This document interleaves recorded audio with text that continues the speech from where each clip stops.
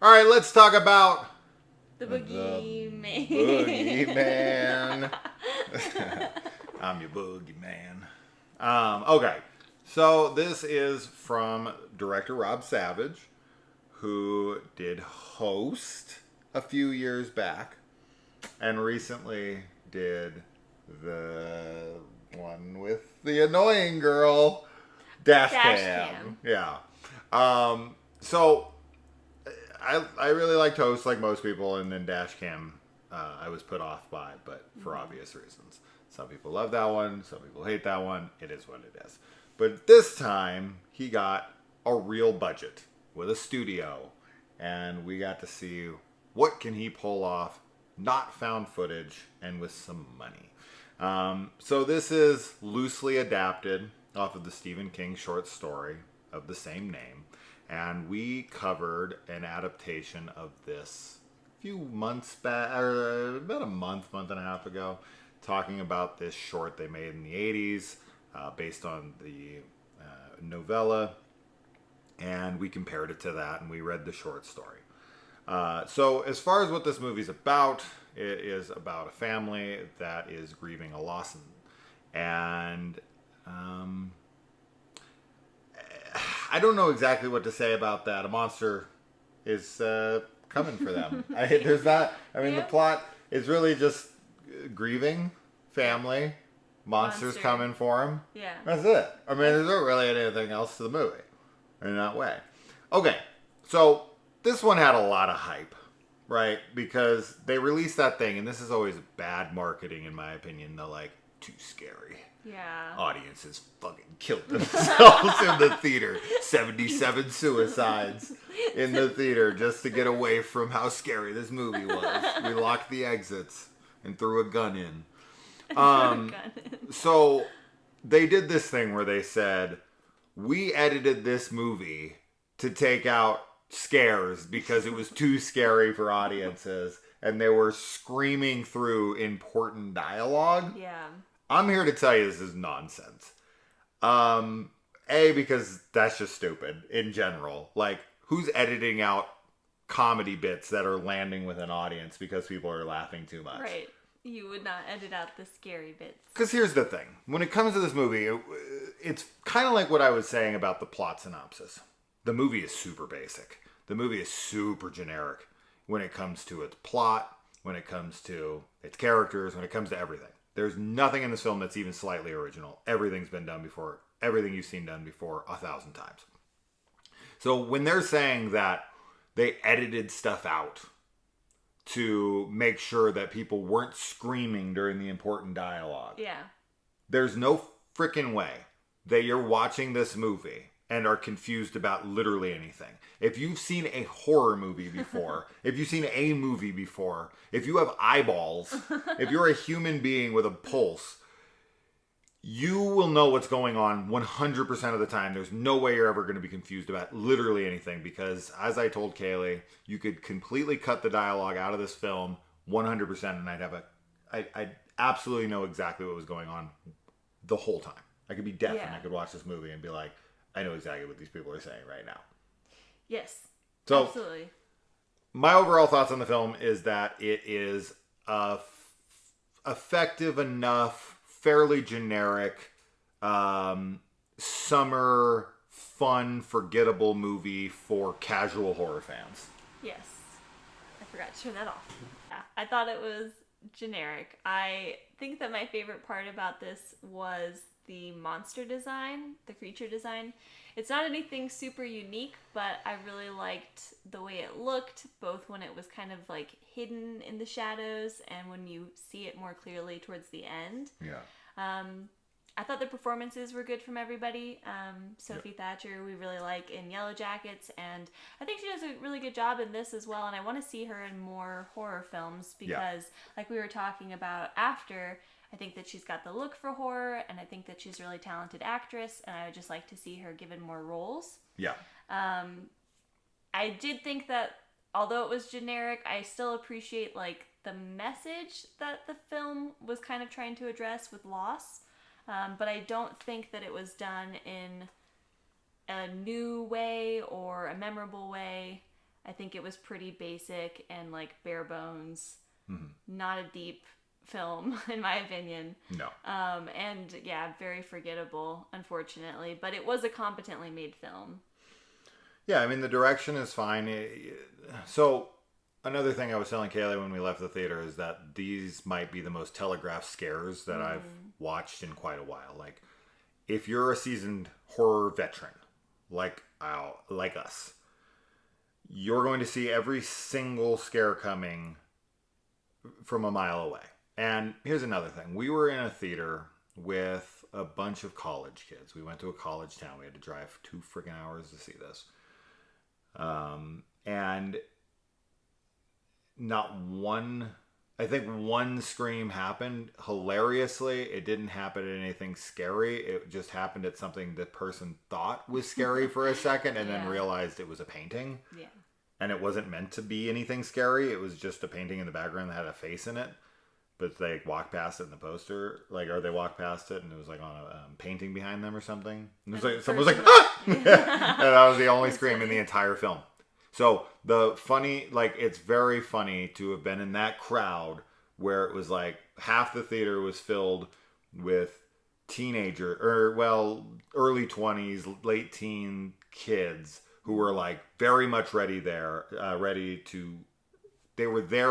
scream and have a good time. And you could tell when they sat down, a lot of people were like, oh no, don't do that. And this and that. They were like worked up. They were ready for it, but no screams. So the fact that they edited this film down to like take the screams out, they edited them all out, I guess. Yeah. If there's a director's cut that comes out that has all those like edited scenes, included again, I guess I would be interested in seeing that. Every scare is exactly the same. But in this movie. They are. Because this is just, as I said, this is a very paint by numbers. It's a competently made, generic, zero risk taking film. Yeah. You know exactly where this is heading. You've seen the story 1,000 times. The creature that can't come in the light. Of course, the light is the ultimate defense against it. Every single thing is telegraphed in the movie. Everything is generic. You've seen it 1,000 times. The bully at school, the tragedy in the house, the way that people grieve. The way people grieve in this movie, whether they do or not, one of them doesn't at all, and it's kind of weird. But I guess everyone grieves in their own way. Everything about the grieving in this movie is like extremely baseline, like superficial.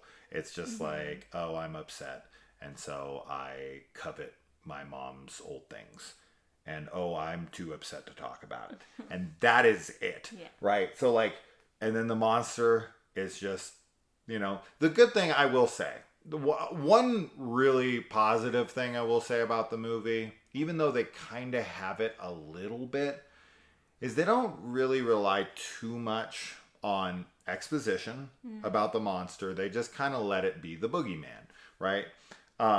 It's just that thing that lives in your closet when you're a kid and comes out at night and no one believes you and all that stuff, right? There's not like some mythos behind it. They don't go to, some Vincent D'Onofrio character that's like, oh, the Greeks had, this thing they called blah, blah, blah, and the way they killed it was with a sacred arrow from... Yeah, no, like, none of that stuff, which was really nice, because a movie like this, they always throw that shit in, and it's like, you don't need it. Now, she does go to a character that knows a little more, and ultimately they kind of work together in one way or another, and she gets some bit of an idea of, like, how possibly to harm it or defeat it or whatever. So that is there, kind of, but I was very happy that we didn't do the, like, go to the library and they found 74 articles and then they connect all the dots and then they click on some video of a kid who's like, I haven't slept in 6 days, man. You got to stay away from this and that. Like, I'm so glad that none of that stuff's in here. But that all being said, there's just nothing to offer unique, new, interesting. But it's competently made generic film. I already said this. I can't. I'm reiterating now, but it just that's really it. Yeah. And little little Star Wars alum here. You got Sophie Thatcher, obviously, who was in Book of Boba Fett, and you got Vivian Blair, the little sister in this, who played good old little Leia Organa in Obi-Wan Kenobi series. So there you go. So it was cool to see them on screen together. The family dynamic is good. They feel like a family. That. Everything is competent. The film looks good. It sounds good. It's a this is a studio movie. Yeah. And behind the camera, Rob Savage has some good camera movement. There's some interesting things going on there. But ultimately, the setups of the scares are all telegraphed. The family drama. This is another thing. For people who are just going for some kind of vapid experience, it's like a very shallow movie with a bunch of jump scares, and they don't really care, and they think very little of the horror genre, and they just kind of want to go and have a good time. There's going to be too much family drama in this for them, because the movie, I will tell you exactly how the movie goes. Like, moody teen, dealing with loss, drama, scare. Moody teen drama, scare. Moody teen drama, scare. Moody family drama, scare. That's the whole film. And like 85% of the film is that like moody teen drama. She's kind of walking around sad about, what happened. And somebody says something shitty, or she sees something that reminds her, or whatever. And then scare. That's the whole film. Right there, and then credits. Yeah.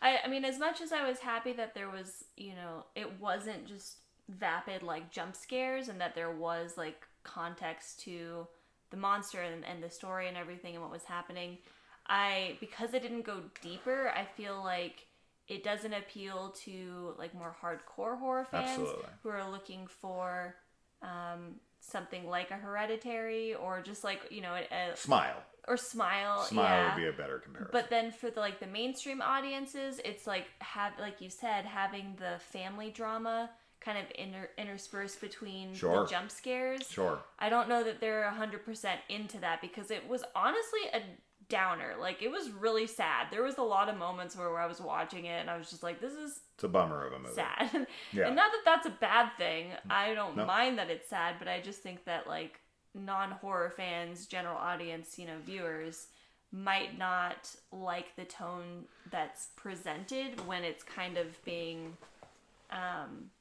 advertised as like a blockbuster, jump scary kind of fun summer horror. They went in the middle a little too much.